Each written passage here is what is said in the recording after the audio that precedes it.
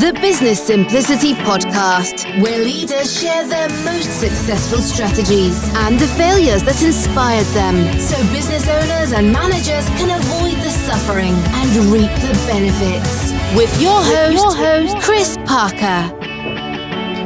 And welcome to the Business Simplicity Podcast. This is Chris Parker, and I'm having a conversation with Bob Smith, who's coming in from Las Vegas, Nevada in the US. I, of course, am sitting just outside of Amsterdam in the Netherlands.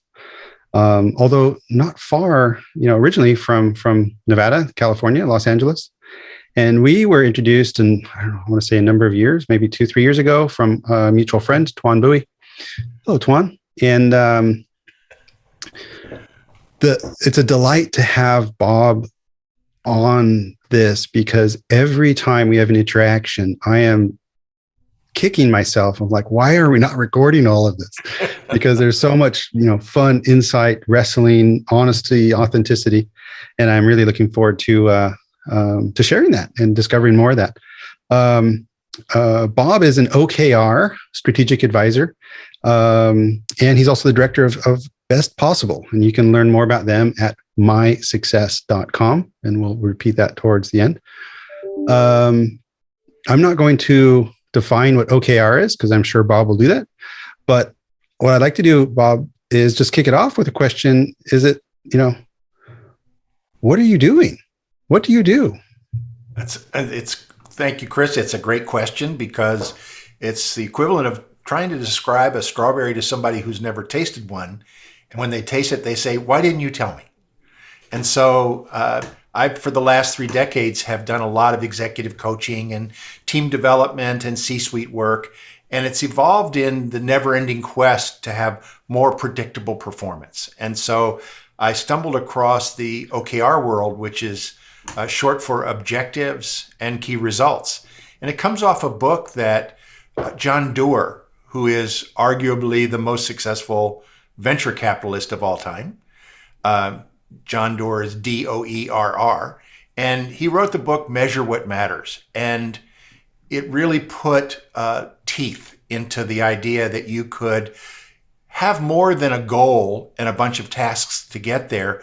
You could have a way to know that you were doing the right things at the right time in the right direction. And that's the beauty and value of it. So I love OKRs. I love their capacity to be a centerpiece to connect people, align them, and draw a commitment to make things happen. And so what we do is help companies adopt and drive accomplishment utilizing OKRs. And you've described this to me before. In the organization I work with, we use must-win battles, which is a kind of a derivation of OKRs. But one thing that really triggered me on a previous conversation was how you really honed in on outcome focus as opposed to output focus. And I think maybe that is a small nuance, but a meaningful nuance. What do you mean by that, if I'm remembering that correctly? You're exactly right. And originally, if you think of the world of Peter Drucker and the world of MBOs, management by objectives, you set a goal and then you made a laundry list of tasks to get there. And as long as your assumptions held true, you did all those tasks and your focus was on those tasks and the result was a given. It turns out that's generally not true, because assumptions change and things change. So the tasks in that model are really the output, the things we do.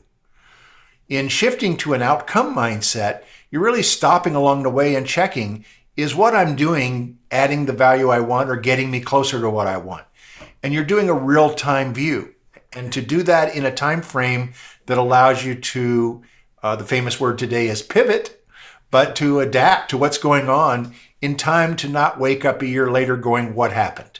So the beauty of the outcome mindset is it asks for relevance and value in what you're doing, not just that you're busy doing something that takes all of you to drive it.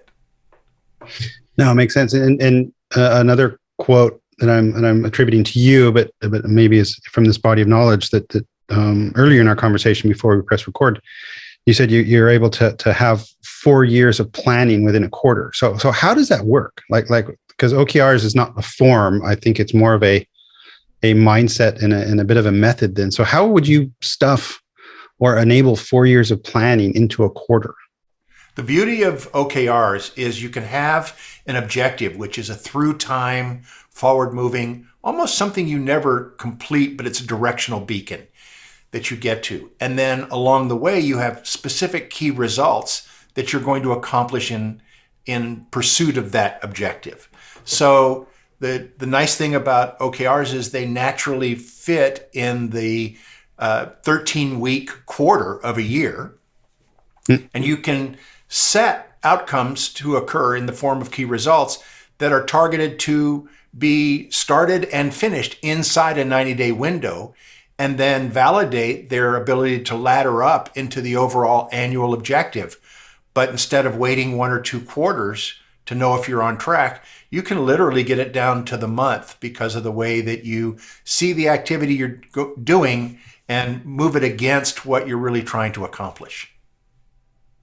Yeah, I love it. These increments of value creation, because now you're getting into agile Scrum world of mine, which is measuring these pieces of time that is a question: can you deliver value in that period of time, and can you learn and reflect within that period of time in order to adapt for the next period of time? And that's part of the ongoing, I guess, learning dimension of what organizations are seeking these days.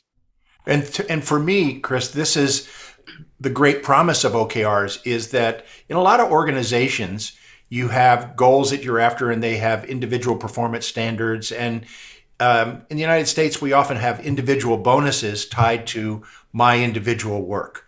But it really begs the impact on the team. OKRs done beautifully have a team orientation. And unlike individual performance systems, it's really about where we want to go together and being able to measure along the way what we all need to be able to count on each other for to get things done, and doing it in a time frame that's both inclusive, but you hit it on the head when you said learning. In most cases, a lot of organizations have become about the task of hiring people that already know everything that needs to be done. And the true secret sauce in the world is, can you learn faster than your competitors? And so if you can take what you're doing, learn from what works, and of course we learn more from what doesn't work than anything. If you can leverage that into your next steps going forward, you're apt to be more efficient, more elegant, and better. One of the lovely things that we like OKRs for and really focus on is the idea of being able to get better at getting better. I'm all about that. I want to loop back up to a higher view and I guess ask a bit of the so what question, and maybe the so what question about your investment of your time in this. Like what impact are you seeking to make with your contribution to the space? Meaning, why is this so important to you, and who's benefiting? That's a wonderful question, and probably one I wrestle with all the time. The big thing personally that really turns my engine is I discovered that in finding a way to contribute in a meaningful way to people, helping them meet what is essential to them or what their needs are, is something that gives, for me, my life meaning. And so I enjoy that mightily, and I don't wonder. I get to kind of get up every day knowing I'm at least trying to help, regardless of how good I did it. In that way, I guess it makes it a lot of fun, and I get a lot of satisfaction knowing that I can understand, without being overly attached, what people are trying to make happen, and then help them generate choices about how to get there. That is the most fun I can have with my mind. Nice.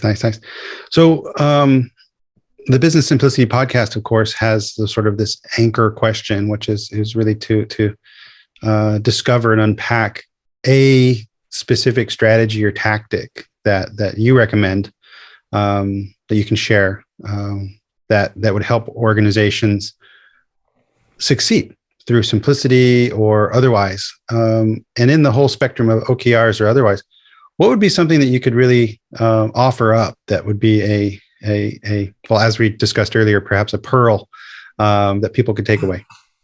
I think there are a few that come to mind. The first one, I think that what I think of as the juiciest is the often sought desire for accountability in organizations. And they put it as a goal. And personally, I have trouble with that concept because, as we've discussed before, I've never seen a trophy associated with being accountable. And most everybody I've ever met, if you're the one that's having to be accountable, even if you're willing to step up to the challenge, it's just not a lot of fun.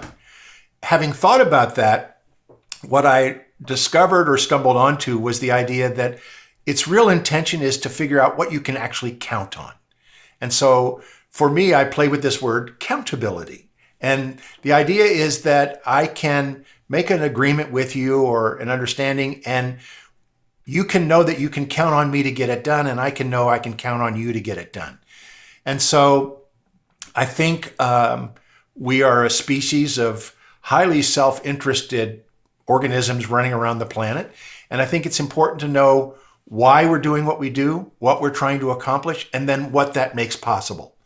And in all of this vein, I think what I like most about this work is it gives me the chance to ask those questions and do them anytime the mind chatter in me starts to go, wait a minute, what am I doing? What's it for? And why does it matter?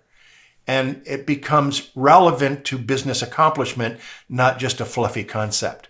And that would be the pearl that I would want everybody to walk away with from this, is the idea of keeping what we do relevant. Keep it relevant. And can you unpack a little bit the accountability? What does accountability drive in an organization that you think should be avoided? Meaning, like, why not? Or what's the risk of this? Accountability drives judgment. Are you good or bad? Okay. And people say, have a reticence to be transparent when their downsides are visible, but they want to shout to the ceiling when the upside is visible. So it's a double-edged sword. It's this, I think it's offset by the willingness to become a true learner and understand that if you know you make a promise and you're willing to give more attention to pursuing that promise than how I look in the organization, then I'm going to surface what I don't know or where I need help. We're not always very good at asking for help because we don't want to be seen as not knowing. So I think the accountability takes away the hammer, or is a hammer, and accountability or some mechanism of moving to learning, it drives curiosity versus judgment. At the end of the day, if you can have curiosity live toward a worthwhile end, that's substantially more powerful than achieving compliance through control. And what patterns, I guess my question is, how? So for an organization that wants to pursue accountability versus accountability as a hammer, how would they shift towards that? That's a great question. It comes in the mindset of how you operate. What's wonderful about the use of OKRs on the Workboard platform, which is where we primarily track what's happening, there's built in a mechanism for business reviews and specifically a function called look back and learn. And you spend time literally evaluating what you did that worked and what you did that did not. And you suspend judgment and you simply drive outcome and impact on a constant basis, and then feed that forward into your next planning session. And so the way that you do that is you approach it from a basis of what can we learn from what we've done and build on it versus who's responsible and do we need a good public hanging here to send a message? So the idea is that you have a way for people to expect themselves to learn versus hide their mistakes. I guess this is fundamentally a mindset. And I guess that the tone starts at the top, as they say. So if you are a high, I'm just trying to think of some high accountability organizations that I've experienced. that can be a big change. It's a huge change. That can be pretty fundamental and awkward. It's one of those things that says easy and does hard. And the truth is you have to roll up your sleeves to do it. And you have to make the value of having it more important than the struggle of getting it. And the idea is that if you know that what you're doing it for is to make a better place for everyone in the future, and it is lofty, there is no question there's a vision tied to it, but to the degree that you can be inclusive, you can actually ask a lot of people. Accountability seeks to demand what you can squeeze from them. And that's one of the things that I find myself moving away from. So it isn't, can you make people do what you need? It's, can you make people want to do what you need? And that becomes about their reasons, not simply mine. And so OKRs provides at least a platform for me to be inclusive and think more than simply about me. Yeah, there's so many parallels to like servant leadership, and is this for all organizations, or is this something that maybe startups and scale ups and some of these more forward looking, do you see OKRs in established traditional organizations as well? How does that evolve? That's a perfect observation. It's been primarily used in technology startups. Outfits like Juniper Networks has 10,000 people. They actually have 8,000 active OKRs operating quarter to quarter that they manage and operate. So that'll give you an idea of scale. There's also a startup we've worked with, which is a pet telehealth app with 18 people that have been using OKRs to build a national network of providers that people can call for help. So the beauty is it crosses all industries. It really has to do with, can you set an objective directionally that's worth your energy? And then can you set up specific results along the way that you can measure that let you know how you're doing? Fortunately, that's industry free. It is very complementary to the Agile methodology.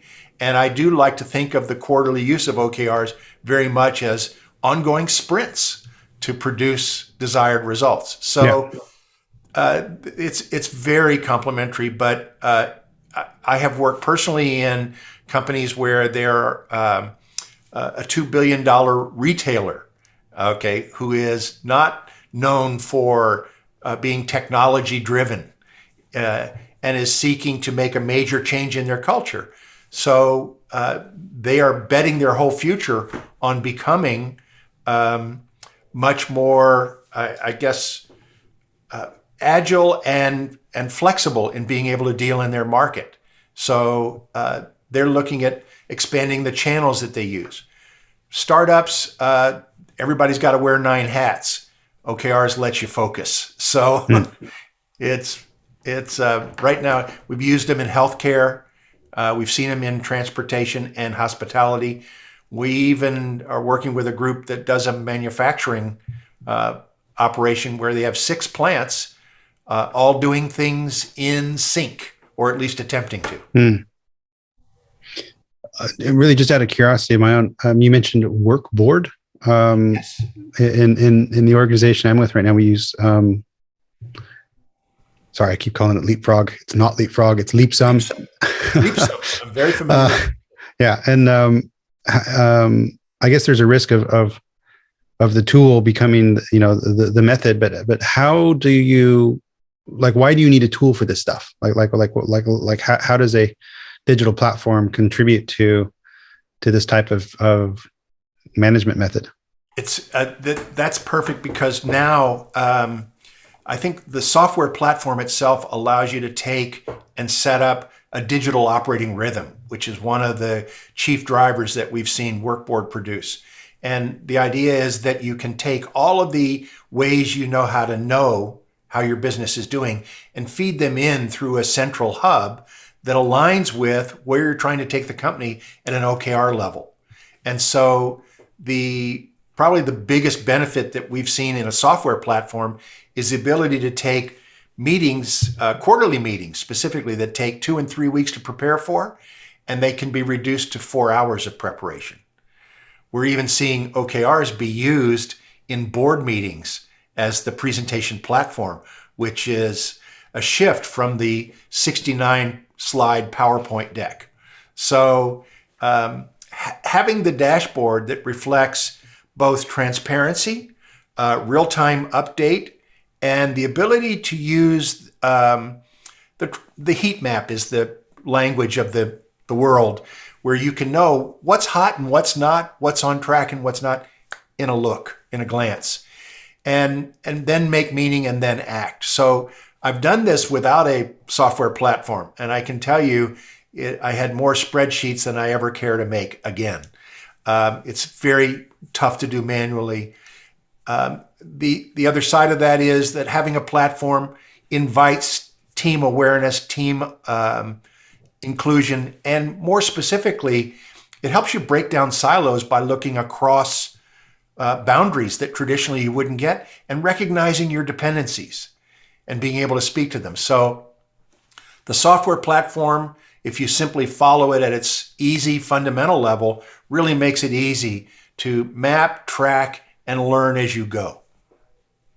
Yeah, digital operating rhythm. Love that. It's I guess you'd have to grow into that as well to see what the cadence or the heartbeat is, and there's probably some judgment, wisdom, leadership on when to respond, when not to respond, because there's probably ebbs and flows and fluctuations that may not be material, and you'd have to.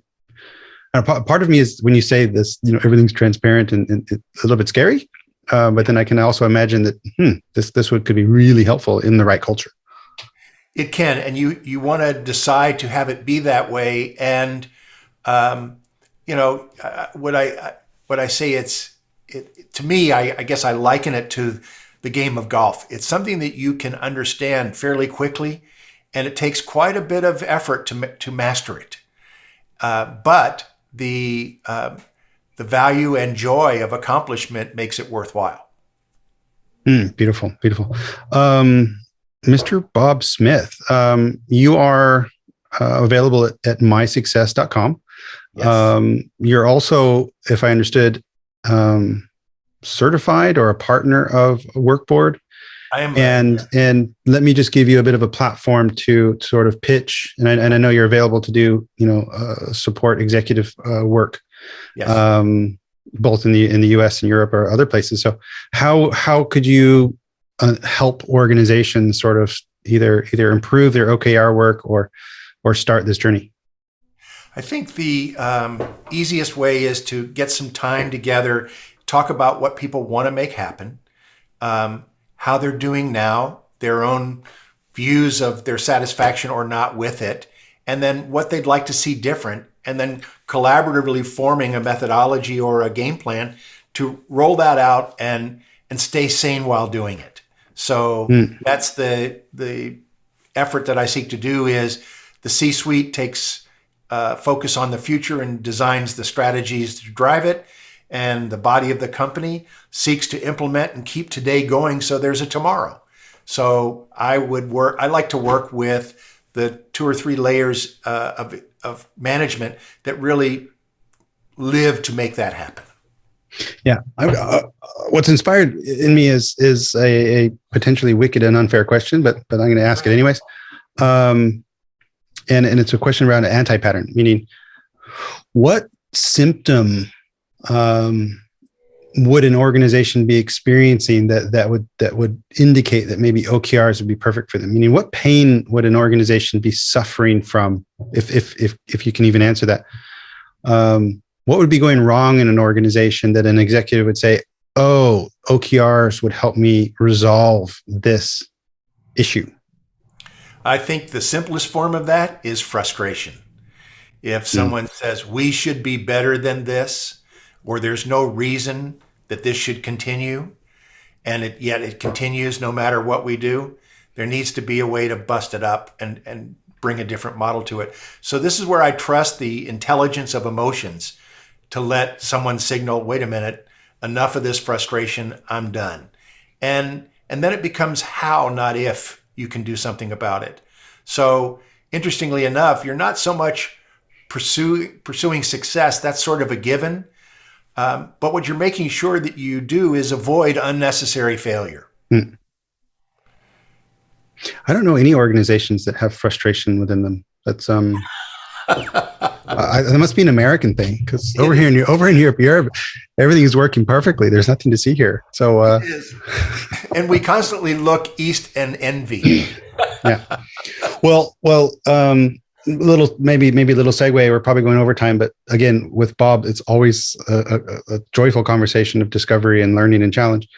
Talking about the simplicity scan, the one of the reasons why that was developed was also based on frustration through misalignment, and frustration of not being able to have the space for dialogue around unnecessary complexity. So it's you are somewhat familiar with the simplicity scan in that canvas. Can you connect the world of OKRs and the simplicity scan? Actually, I can, only because I gave some time to it, because I realized that you can't just run a company on one single model. You can't run a whole company in every area just using OKRs and be successful. And so what I look for is, where are the lanes? Where do people excel? And OKRs are superb for addressing the why, the direction, and having the feedback mechanisms to know that you're doing the right things, on the right track or not, and can pivot. The simplicity scan is really the execution to me, and it's what brings it to life. It's what puts feet on the ground and takes steps. It mobilizes people. It validates, connects, recognizes purpose, and the two are very complementary. Some of the language is going to be the same. They might appear different, but their focus is really much more complementary than anything else. And I would see in any situation, you could use OKRs to connect to your vision and align with the strategy you've defined.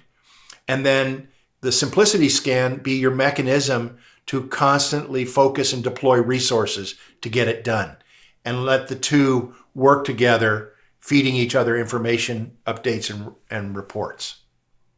Great. I just have to ask, did you say strategy that you've divined? Yes. Okay. I thought so, because you don't do things by accident. So okay. Strategy you've divined versus defined. Okay. Yeah. I think a lot of people make strategic direction based on a vision they have and their best guess about how to get it done. And that's the truth of it. What happens is, I love that John Lennon thing, life is what happens when you're busy planning, something like that. But the thing to me is, it's not that the vision is perfect or the strategy is perfect, is can you sign on to it directionally, love it, live it, and then stay on track with it without getting too far behind. Love it. So if people are interested in the simplicity scan, you can download the canvas at Ebullient.com. If you want to learn more about it, the simplicity toolkit, the ebook, is also available for free download. If you want to learn more about the Countability Culture and bringing in this OKR and digital operating rhythm approach, you can find more about Bob's work at mysuccess.com. So Bob, thank you so much for joining. It's as always, it's a pleasure. Thanks so much. Thank you for having me, Chris. It's a blast, and anytime. Thank you for listening. Download the Simplicity Toolkit from Ebullient.com to discover the power of the Simplicity Scan and Sprint. Don't forget to like and subscribe to the podcast on your favorite player.